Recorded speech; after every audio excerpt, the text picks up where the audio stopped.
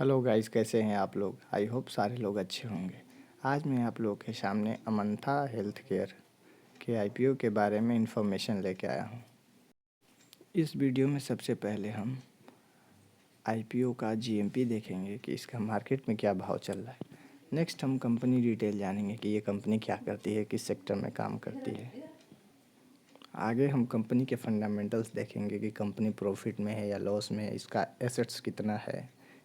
फिर हम कंपनी के पीयर्स का कंपैरिजन करके देखेंगे कि कंपनी महंगी है अपने पीयर से या कंपनी सस्ती है अपने पीयर से। नेक्स्ट हम आईपीओ का ऑब्जेक्टिव देखेंगे कि आईपीओ के पैसे का ये कंपनी क्या करेगी। कंपनी एक्सपेंशन प्लान कर रही है या फिर डिविडेंड पेमेंट करेगी या अदर कॉरपोरेट्स का काम करेगी। अब हम कंपनी डिटेल देखेंगे। अमंता हेल्थ केयर एक भारतीय दवा कंपनी है जिसका मुख्यालय अहमदाबाद गुजरात में है। यह कंपनी 1994 में शुरू हुई थी।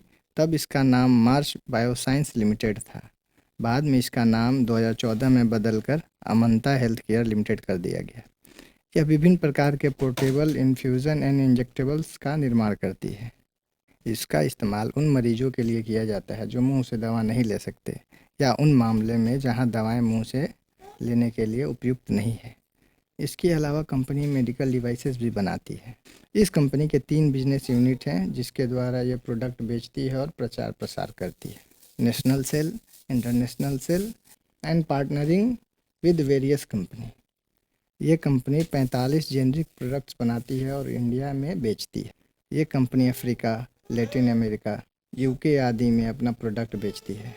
ये कंपनी 19 देशों में रजिस्टर है और इस कंपनी में 2025 में 21 कंट्री को अपने प्रोडक्ट्स सेल किया। अब हम इस कंपनी के फाइनेंशियल देखेंगे कि ये फाइनेंशियल पे कहाँ स्टैंड करती है। इसका टोटल एसेट्स 2023 में 374 करोड़ था, जो कि 2024 में थोड़ा कम हुआ, और 2025 में इसका एसेट्स 381 करोड़ है। इस कंपनी का इनकम 2023 में 262 करोड़ था और 2024 में 281 करोड़ और 2025 में 276 करोड़, जो कि हम देख सकते हैं कि इसका इनकम 2024 से 2025 में कम हुआ है। प्रॉफिट आफ्टर टैक्स 2023 में इसका निगेटिव में था, 2024 में ये स्लाइटली पॉजिटिव हुई 3 करोड़ और 2025 में 10 करोड़ है। मतलब कंपनी का प्रॉफिट मार्जिन 2023 से 24 में भी बढ़ा है, 24 से 25 में भी बढ़ा है। नेटवर्थ कंपनी का 2023 में 62 करोड़ था, तो जो 2024 में बढ़ के 66 हुआ और 2025 में 96 करोड़। इस कंपनी का नेटवर्थ साल दर साल बढ़ा है। इस कंपनी का रिजर्व जो कि 2023 में 36 करोड़ था और 2024 में 39 हुआ, 2025 में 67 करोड़। रिजर्व में हम देखेंगे कि अच्छा खासा ग्रोथ है। टोटल यदि हम बोरोइंग देखेंगे तो कंपनी का 2023 में 215 करोड़ का था और 2024 में 205 और 2025 में 195। इस कंपनी ने 2023 में अपने बोरोइंग जो थे उसको 2024 में कम किया और 2025 में भी कम किया। ये कंपनी अपने बोरोइंग को कम करने में फोकस दे रही है। कंपनी का आरओई 12 का है, आरओसी 13 का है। डेप्थ इस कंपनी का 2 का है। मतलब ये कंपनी का यदि डेप्थ देखे तो बहुत ज़्यादा है, अपने टोटल एसेट्स का 2 गुना है। RONW 10 का है। पैट 3% का मार्जिन है इसका, प्रॉफिट आफ्टर टैक्स का मार्जिन। अमंता के यदि हम पीयर्स का कंपेयर करके देखें तो हम देखेंगे कि इसके पीयर्स में डेनिश केमिकल लेबोरेटरी एक ही कंपनी है। उनके अर्निंग पर शेयर देखें तो अमंता का इससे कम है और नैब भी अमंता का डेनिश से कम है। प्राइस टू अर्निंग हमें पता चलेगा जब इसका प्राइस लिस्टिंग पता चलेगा। RNW इसका अमंता से ज़्यादा है।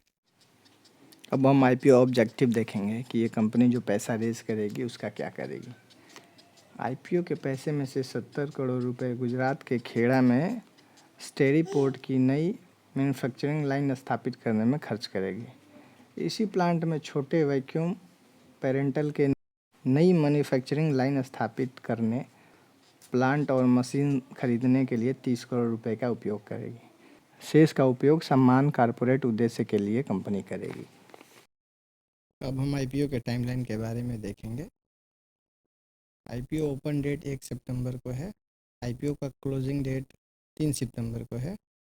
इसका अलॉटमेंट 4 सितंबर को होगा और इस कंपनी का लिस्टिंग 8 सितंबर को होगा। लास्ट में हम इस कंपनी का कंक्लूजन करेंगे तो देखेंगे कि इस कंपनी के एसेट्स भी कभी बढ़ जाते हैं, कभी घट जाते हैं। इस कंपनी का इनकम भी किसी ईयर बढ़ जाता है, घट जाता है, मतलब इसका एक लाइन में नहीं हो रहा है, या तो एसेट्स बढ़े या फिर घटे, जो कि बाकी कंपनियां जो में होता है। प्रॉफिट आफ्टर टैक्स इसका निगेटिव से पॉजिटिव हुआ है, नेटवर्थ भी इसका बढ़ा है और टोटल बोरोइंग भी इसने कम किया है।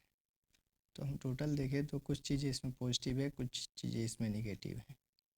बाकी आप अपना एनालिसिस करके देख के इस कंपनी में अप्लाई कर सकते हैं। बाकी मैंने आपको सारे इन्फॉर्मेशन दे दिए कि क्या इसमें प्लस पॉइंट है, क्या इसमें माइनस पॉइंट है। बाकी आपको अपना रिस्क फैक्टर देख के एनालिसिस करके इस आईपीओ में अप्लाई करना है, और किसी के कहने पे आपको अप्लाई नहीं करना चाहिए। और यदि वीडियो अच्छी लगे तो कृपया लाइक और सब्सक्राइब ज़रूर कर दें। Thank you.